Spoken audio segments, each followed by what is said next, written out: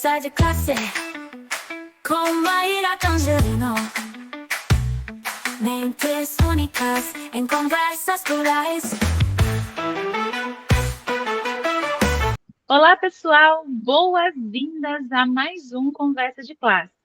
E hoje eu estou com um convidado aqui, gente, que ele é muito especial e ele é uma verdadeira referência quando a gente fala de inclusão e quando a gente fala também de neurodiversidade. Eu vou receber o professor Walter de Menezes Eugênio, um nome que ele é destaque pela sua paixão, pela sua expertise em psicopedagogia e em neuropsicopedagogia. E eu já combinei com ele aqui que eu vou começar mandando a primeira pergunta. Professor Walter, a sua trajetória, ela é inspiradora e ela é cheia de inovações. Antes da gente entrar aí no tema propriamente dito da nossa entrevista, eu queria te pedir para que você contasse um pouco o que te moveu a se dedicar à educação inclusiva e à neurodiversidade e como é que esses temas eles se entrelaçam na sua vida. Professor Walter, com muita alegria, com muita honra, bem-vindo ao Conversa de Classe. Eu quero agradecer, muito obrigado pela oportunidade, né? Eu estou aqui à disposição. Eu vou falar um pouco como que aconteceu, né? Eu sou professor há muitos anos, comecei a dar aula, na realidade, em 1977. Eu sou formado em análise de sistemas, né? E por 30 anos, quase, eu dei aula em curso técnico e curso superior. Em 2015, um colega meu ia fazer um doutorado e ele dava aula numa escola infantil. Eu nunca tinha dado aula em escola infantil, em 2015. E ele pediu, para não falhar com a escola, que se eu pudesse assumir essas aulas, né, durante o dia. E eu estava com disponibilidade, aceitei, e ele não me falou nada do como que eram as classes, que tipo de... que se tinha criança neurodiversa ou não. E no primeiro dia de aula, como eu ia dar aula de informática, eu ia ficar no laboratório, a dona da escola me orientou que eu tinha que buscar as crianças do infantil, né? Eu acho que segundo ano, terceiro ano, era para eu buscar na sala e levar para o laboratório. E eu, quando eu fui na sala, né, primeiro dia, 8 horas da manhã, eu fui na sala e fui pegar as crianças, essas primeiras crianças, né? Quando eu cheguei lá, eu encontrei 3 meninas que eram Down, né? Tinham síndrome de Down.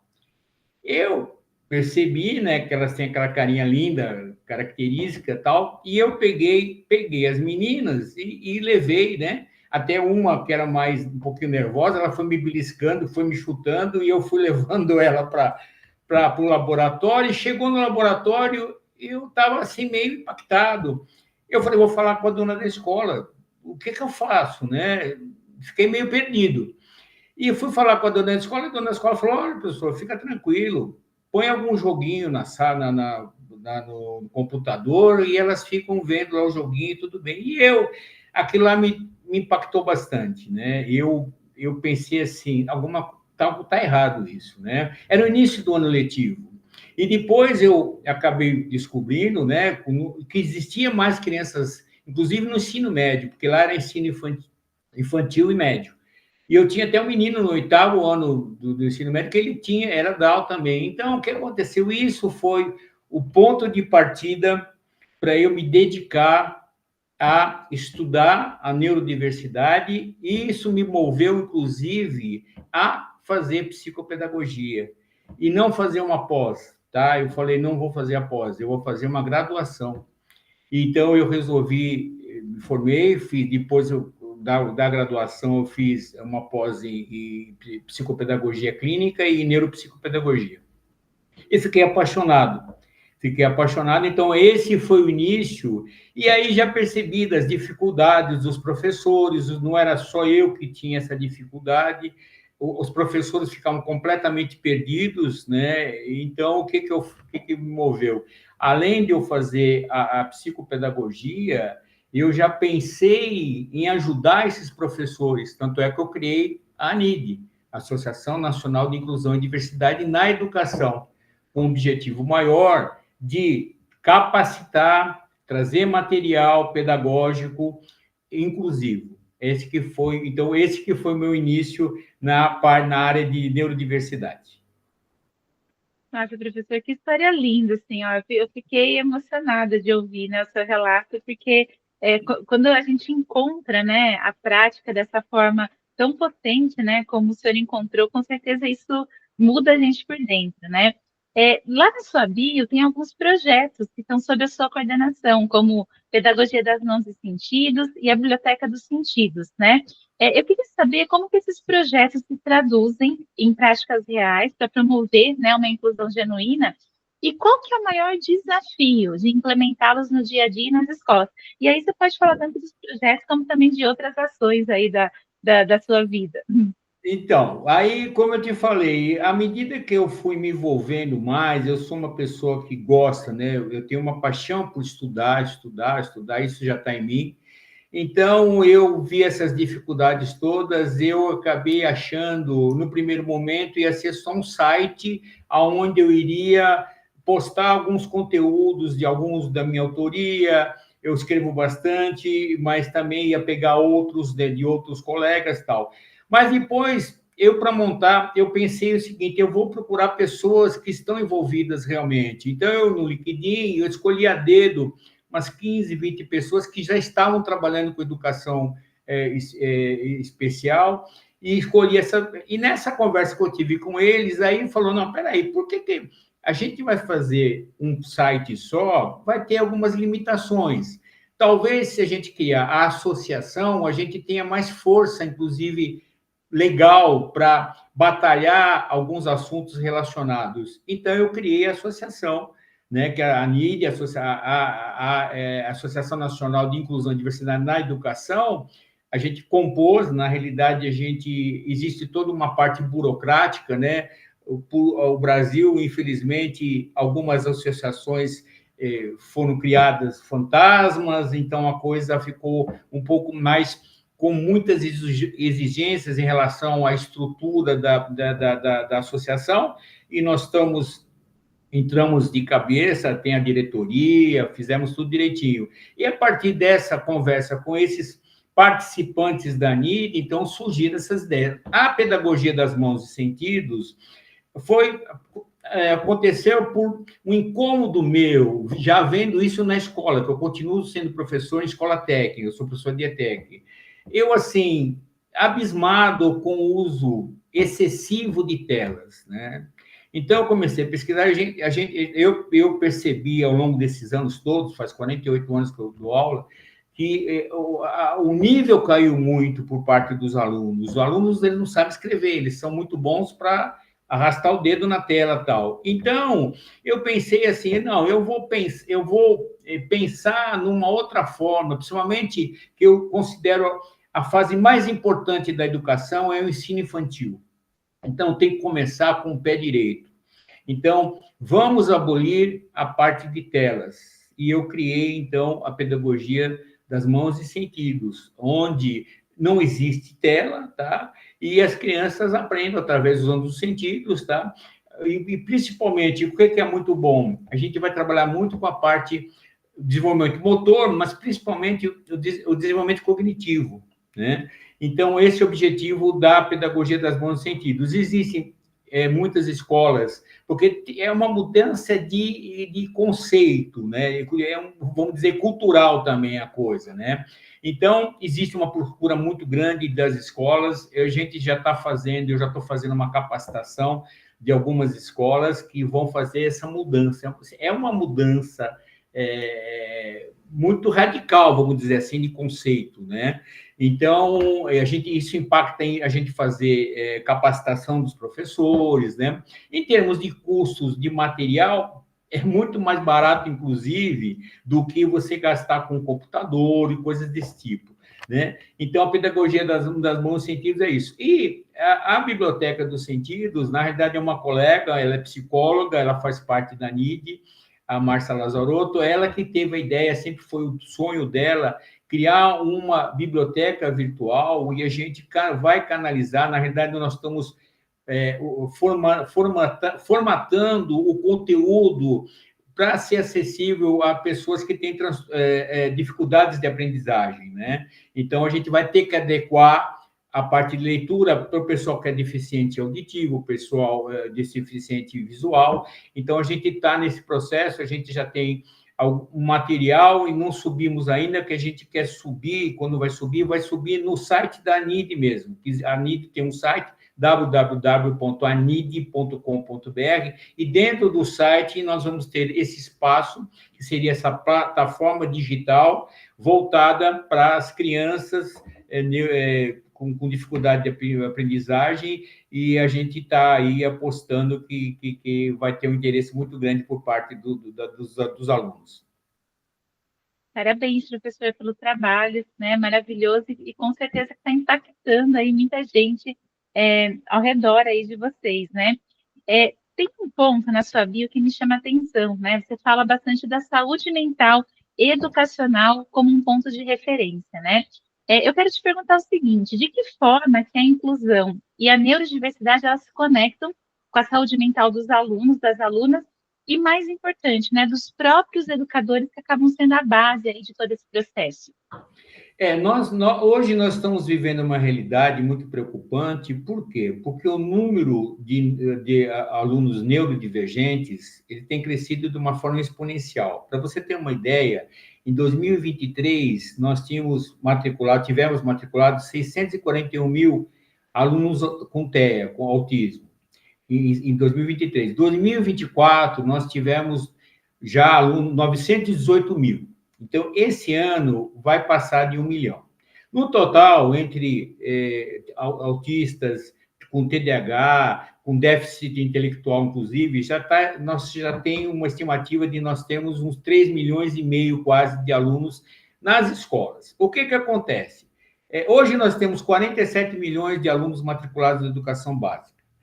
80% está na escola pública, 20% está na escola particular.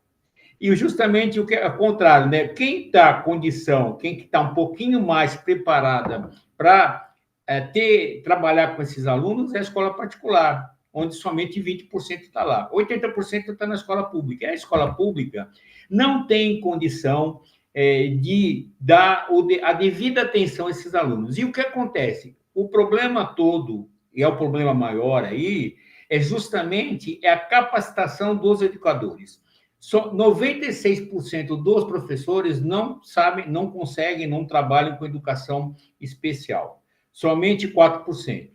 Então, hoje nós temos 2 milhões e 300 mil professores, nós temos em torno de 120 mil professores que têm condição de assumir esse problema, né, que é trabalhar com os alunos. E o que acontece? Trabalhar com aluno neurodivergente, tá? Traz um problema, ou seria assim, um desgaste emocional para o educador, principalmente quando o educador ele não tem conhecimento. Eu via lá nessa escola que eu dei aula, a professora chorando, inclusive a professora pedindo a conta, porque não tem. Então, é uma realidade. Nós temos hoje, desses 2 milhões e 300 mil professores, nós temos um problema sério que 40% tem dupla ou tripla jornada. Esse pessoal, se nós formos esperar eles encontrarem um tempo para estudar e aprender educação especial, eles não vão ter esse tempo. E, na realidade, isso cairia no gestor da escola particular, que a gente não tem essa boa vontade, porque às vezes é custo. E, se a gente for esperar da escola pública, é muito pior, né? A escola pública ela não tem o básico. Falta laboratórios de ciências, faltam informática, está muito aquém, né? As escolas particulares, enquanto tem 90% tem infraestrutura de laboratório de informática, nas escolas públicas não chega a 60%, e desses 60%, a internet às vezes está só para o pessoal administrativo. Quem usa é o pessoal da secretaria e diretoria. Não chega isso na sala de aula. Então, nós temos um problema muito sério. O que acontece? Os professores, hoje nós temos na educação, 1/3 dos professores, eles têm problema de saúde mental, né? Por quê? Porque é um desgaste muito grande, e aí tem outros fatores aí. Hoje nós temos os alunos, eles são mal educados, eles não respeitam os professores, aí o problema maior que já envolve família, a família não participa também desse processo. Então, eu vejo assim, com muita tristeza, né, a situação dos professores, e isso que me moveu a criar a NID, né, e a gente vai fazer muito pouco. Mas aliás, a gente já está ajudando, que a gente disponibiliza e-books, artigos, enfim, videoaulas, a gente tenta compensar essa ausência, né, desse apoio que o Estado deveria, por exemplo, suprir. Infelizmente, não faz isso. Professor, que lucidez você traz, né, apresentando o cenário aí para a gente, e um cenário que a gente, de fato, precisa pensar, né? É um cenário de muito desafio, né?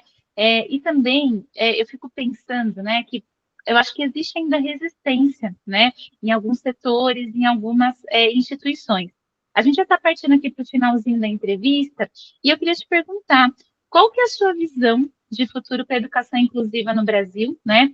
E se você fosse pensar assim, no recorte, em uma coisa de forma prática, que a gente pudesse fazer hoje para olhar para a inclusão, para olhar para a neurodiversidade, o que você gostaria, né, que a gente olhasse, que a gente atentasse aí o nosso olhar? Quando a gente fala de Brasil, é complicado porque você sabe que existem 4.600 escolas no Brasil que não têm eletricidade, né? No Norte e Nordeste, nós temos 5 milhões de alunos que fazem parte dessas escolas. Então, a gente tem, no Sul e Sudeste, você tem melhores condições para você trabalhar com inclusão. Mas você falou uma coisa certa, você sabe que falta interesse. Gestores de escolas particulares, que podiam fazer um pouco mais, eles às vezes não fazem. Então, assim, teoricamente existe lei de inclusão. Em relação à lei, nós estamos bastante cobertos, mas o que acontece é o seguinte: tem escolas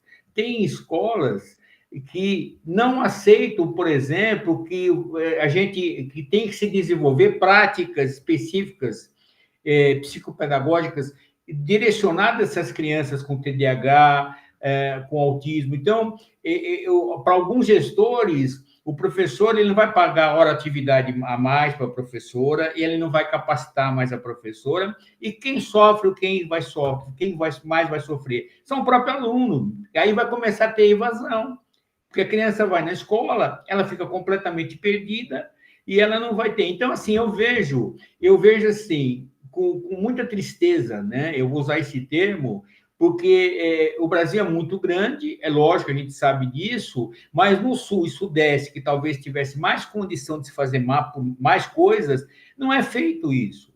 Não é feito isso. Então, primeira coisa que eu acho que é fundamental é a capacitação dos professores, tá?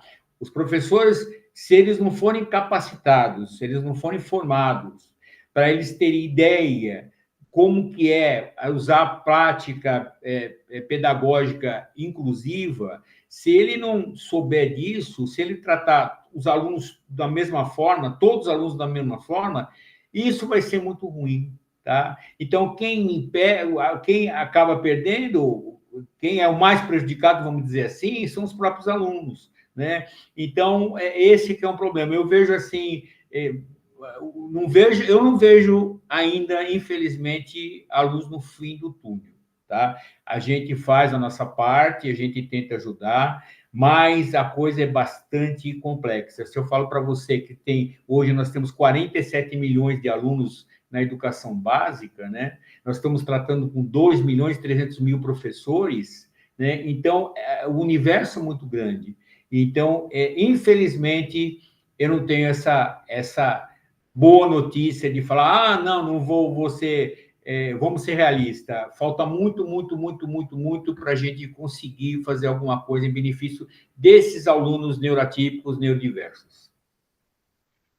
Professor, eu gostaria de agradecer, né, a sua generosidade de estar aqui com a gente, de entregar um pouquinho do seu tempo aqui para a gente te escutar, né? Uma conversa aí bastante esclarecedora sobre vários pontos e que com certeza vai ajudar muita gente a entender melhor desse assunto. E quero te perguntar, você quer deixar uma mensagem de finalização para quem está assistindo a gente? Olha, só tenho a agradecer você, Mara, pela oportunidade de falar um pouco sobre a NID, né, e falar sobre esse tema tão importante que é inclusão e diversidade, né? Então, assim, eu tenho só a agradecer a você. Eu acho que o caminho, né, o primeiro, aquele ditado chinês, para você subir 1000 degraus, você precisa subir o primeiro, né?